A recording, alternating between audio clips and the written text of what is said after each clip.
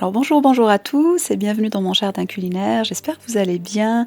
Donc moi aujourd'hui je vous apporte une nouvelle recette, c'est une très bonne brioche que je vous propose. Donc cette fois-ci ce n'est pas une brioche sucrée mais plutôt une brioche salée que j'ai fourrée avec une très bonne farce aux épinards et fromage. Donc c'est vraiment une brioche magnifique à la fois visuellement et gustativement. Et c'est aussi une brioche qui est très riche en vitamines puisque les épinards sont vraiment une source de fer par excellence. Donc je vous invite vraiment à la refaire chez vous, elle est vraiment excellentissime. Donc avant de passer aux ingrédients, je vous invite, si vous êtes nouveau sur ma page, à vous abonner à ma page, donc en cliquant sur le bouton à droite de votre écran, donc sur le bouton s'abonner. De cette manière, donc vous allez recevoir toutes les nouveautés qu'il y aura sur ma page très bientôt. Et donc sans plus tarder, je vous invite tout de suite à me suivre pour la liste des différents ingrédients et pour la manière dont on va réaliser cette super brioche. A tout de suite! Alors donc pour les ingrédients, il nous faudra 240 g de farine tamisée, de farine blanche. On aura besoin de 90 ml de lait, donc c'est du lait tiède. On aura besoin d'une cuillère à soupe de levure boulangère, une cuillère à soupe de sucre pour activer la levure boulangère. On aura également besoin d'une cuillère à soupe de lait déshydraté ou de lait en poudre, un œuf entier, 30 g de beurre que j'ai coupé en petits dés et une ou deux cuillères à soupe d'huile d'olive pour bien aromatiser la pâte. Et là j'ai mis du sel et j'ai mis un peu de romarin et un peu d'origan séché également donc pour aromatiser la pâte. Alors on va commencer par la préparation. Donc la première chose que j'ai faite, c'était donc de chauffer le lait, donc il faut qu'il soit tiède. Et là je vais tout simplement activer ma levure, donc dans le bol du pétrin. Donc là j'ai mis le lait tiède auquel je vais ajouter donc ma levure boulangère et le sucre. Donc je vais mélanger tout ça ensemble. Et je vais laisser donc s'activer la levure pour un petit moment, une dizaine de minutes à peu près sur le plan de travail, et je vais couvrir avec un linge propre de préférence. Donc ça c'est la première étape. Ensuite, donc pendant que la levure s'active, ce que je vais faire, je vais prendre d'abord donc le lait déshydraté et je vais l'ajouter à la farine, donc je vais mélanger ensemble et je viens également ajouter les herbes et le sel. Comme je vous ai dit, les herbes c'est pour aromatiser la pâte. Et là donc je vais mélanger tout ça ensemble, donc au moins ce sera prêt.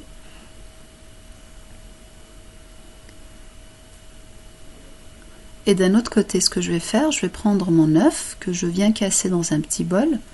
Et donc je vais d'abord battre cet œuf avant de l'ajouter, avant de l'incorporer à mon mélange précédent. Voilà. Donc l'idée c'est de le rendre un petit peu détendu avant de l'incorporer. Donc ici je vous ai montré la levure qui s'est bien activée. Donc là ce que je vais faire, je vais placer mon bol dans le pétrin et je vais mettre d'abord donc l'œuf.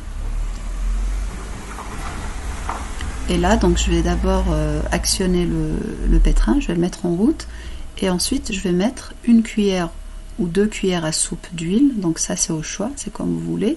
C'est de l'huile d'olive, alors je ne sais pas si je l'ai précisé dans les ingrédients. Et ensuite, donc qu'est-ce que je viens faire? Je vais commencer donc à incorporer ma farine dans le mélange précédent. Donc ici j'ai augmenté la vitesse du pétrin. Donc une fois que j'ai incorporé toute ma farine, donc vous voyez que ma pâte commence à se décoller des parois du bol. Donc là qu'est-ce que je vais faire? Je viens ajouter donc mon beurre. Donc, vous allez voir, ici j'ai ajouté donc mon beurre en petits dés et je laisse tourner le pétrin jusqu'à ce que tout le beurre s'incorpore dans la pâte et vous voyez que la pâte commence à bien se décoller des parois. Donc je laisse tourner une dizaine de minutes à peu près et ensuite je vais récupérer ma pâte du pétrin. Et là, vous allez voir que ma pâte est bien lisse et bien tendre. Et là, je vous montre qu'on a une belle formation du réseau de gluten. Et vous voyez qu'on commence déjà à avoir des petites bulles qui indiquent que l'on a une belle pâte qui s'est formée. Donc là, qu'est-ce que je vais faire? Je vais tout simplement mettre dans un saladier et je vais couvrir d'un cellophane et d'un linge propre et je laisse pousser tranquillement.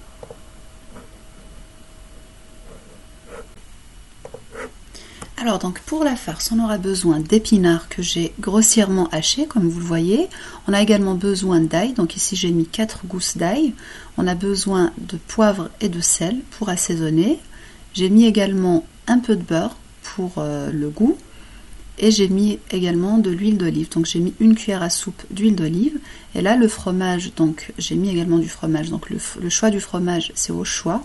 Moi j'ai mis de la feta, mais vous pouvez également mettre du gruyère râpé ou bien du fromage en portion, ça fait très bien l'affaire. Donc ici je vais commencer donc à râper mes gousses d'ail sur mes épinards, ensuite je viens les répartir. Et là je vais également mettre le beurre et je vais porter sur un feu moyen jusqu'à ce que tous mes épinards soient bien cuits. Donc vous voyez que ça commence déjà à cuire. Bien sûr, on perd également en quantité. Ça, c'est le pouvoir des épinards. On en met 1 kg et on se retrouve avec 200 grammes. Ensuite, j'assaisonne. Donc je mets le sel et le poivre noir. Donc là, c'est quand on est presque à la fin de la cuisson que je commence à assaisonner. Et là, je vérifie donc la cuisson et on voit bien que les tiges elles sont bien tendres. Donc là, je retire du feu et je laisse refroidir donc dans un saladier. Donc ça accélère le refroidissement. Et ensuite, donc ce que je vais faire, je vais incorporer mon fromage. Donc encore une fois, si vous mettez du fromage en portion, ça fait très bien l'affaire, ou bien du gruyère râpé, vraiment ce que vous voulez. Et donc là, ma farce, elle est déjà prête. Ensuite, donc là, on va s'occuper de la pâte. Donc ici, vous voyez qu'on obtient une très belle pâte qui a bien poussé. Donc ce que je vais faire, je vais commencer par la dégazer d'abord.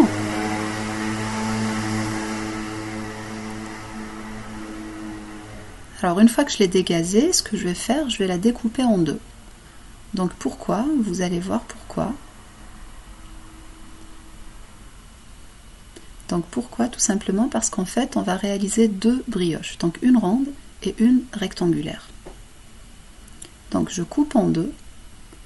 Donc la première moitié, je vais tout simplement la remettre dans le saladier dans lequel elle avait poussé au départ, et je vais recouvrir une fois de plus donc avec du cellophane pour pas qu'elle s'assèche par le dessus. Et là je vais m'occuper donc de ma première pâte. Donc ici, je vais essayer de former un boudin d'abord, dans un premier temps, et ensuite je vais essayer de l'étaler de la même largeur que la largeur du moule. Voilà.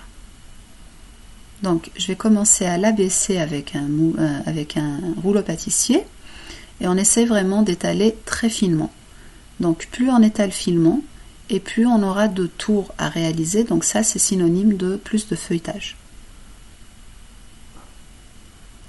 Donc une fois que j'ai bien étalé, je vais mettre ma farce par-dessus et je viens donc tout simplement l'étaler sur toute la surface de ma pâte, et ensuite on commence à rouler tranquillement.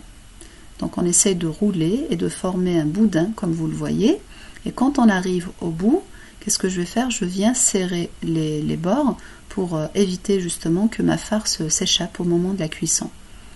Donc là je vais simplement travailler un peu mon boudin pour pouvoir le faire entrer dans le moule, et là je vais le disposer dans le moule et je le laisse pousser tranquillement. Bien sûr je le recouvre et ensuite je vais m'occuper de la deuxième pâte. Donc ici qu'est-ce que j'ai fait? Je l'ai pesé, donc j'avais obtenu 250 g de pâte, ce qui tombait bien puisque j'ai pu la découper donc en 6 pâtons de 50 g, et ensuite je forme des petites boules comme vous le voyez, des petites boules de pâte que je dispose donc sur mon plan de travail, et je les laisse reposer un petit moment. Donc ensuite on commence à former nos brioches.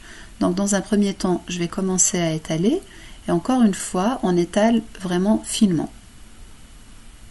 On étale finement, bien sûr il ne faut pas non plus que ça soit translucide, hein, c'est pas l'objectif. Et là une fois que j'aurai bien étalé ma pâte, je viens donc déposer donc un peu de farce par dessus. On essaie de la poser donc sur le bord supérieur, et là ce que je vais faire, je vais venir rouler ma pâte comme j'avais fait au début, mais là pour le coup je vais faire 2 ou 3 tours maximum jusqu'à ce que la farce soit bien couverte de pâte. Et une fois donc que j'ai fait 2-3 tours, je vais faire des petites entailles avec une roulette à pizza ou bien avec un couteau tout simplement. Il faut surtout pas couper les bords, c'est pas l'objectif. Et là je vais rouler, et pendant que je roule, vous voyez que je serre sur les bords pour éviter que la farce s'échappe au moment de la cuisson. Donc une fois que j'ai fait ça, je vais rouler en escargot en laissant un peu d'espace au milieu pour que la pâte puisse se développer dans le moule, donc pour qu'elle puisse avoir un peu de place justement pour qu'elle se développe. Et je vais faire donc cette opération avec mes 5 boules de pâte, et à la fin donc on obtient ceci. Donc ensuite on va la laisser pousser. Alors ici j'ai piqué avec des olives, hein, j'ai oublié de le filmer, et là ça a très bien poussé, donc vous voyez que tous les vides se sont remplis. Et là je vais venir donc badigeonner avec un jaune d'œuf auquel j'ai ajouté un peu de crème liquide ou un peu de lait. J'ai mis également quelques herbes séchées, mais ça c'est facultatif. Et je vais badigeonner donc délicatement pour éviter de dégazer mes pâtes. Et une fois que j'ai fini de badigeonner, je vais les enfourner donc à 160 degrés pendant 30 minutes. Donc d'abord par le bas. Une fois que vous voyez qu'elle est bien cuite par le bas, vous allez également allumer par le haut pour qu'elle soit bien dorée. Évitez bien sûr de les brûler, il faut vraiment être vigilant. Et vous voyez qu'on obtient quelque chose de magnifique. Donc elle est super belle visuellement. Elle est bien dorée. Donc que ce soit la brioche ronde ou la brioche rectangulaire. Et elles sont super moelleuses. Vraiment super tendres. Voilà. Donc ensuite ici je viens découper mes brioches. Alors vous allez voir que l'intérieur est vraiment sublime, donc c'est vraiment un visuel très appétissant. Et je vous garantis que le goût était vraiment excellent. Donc imaginez un peu toutes les herbes que j'avais déjà incorporées dans la pâte, donc ça a déjà apporté du goût, plus les épinards donc, auxquels j'avais mis de l'ail, donc vous avez ce goût d'ail en bouche, le fromage, tout ça a fait vraiment une super bonne combinaison, et je vous garantis que le goût était vraiment excellent. Donc c'est à la fois excellent en goût et en visuel. Vous voyez ici la brioche rectangulaire, donc c'est ce que je vous avais dit, donc plus on fait de tours et mieux on obtient donc ce bel effet roulé à l'intérieur. Donc vous voyez qu'on a vraiment un super beau feuilletage, elle s'est bien développée, donc vraiment c'est magnifique.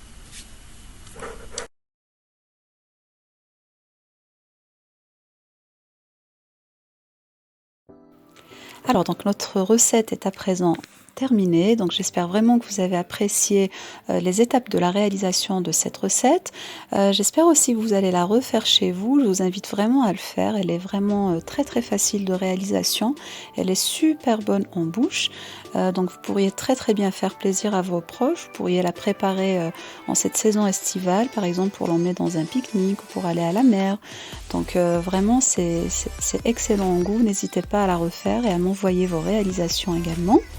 Donc moi j'espère que vous avez apprécié et aimé donc cette recette, et si c'est le cas donc faites-moi un petit like en cliquant sur le petit pouce donc en bas de cet écran. Faites-moi également un petit commentaire, ça me fait toujours plaisir de lire vos commentaires. Et n'oubliez pas de vous abonner à ma page, comme ça vous allez recevoir toutes les nouveautés que je vous réserve, donc pour très bientôt.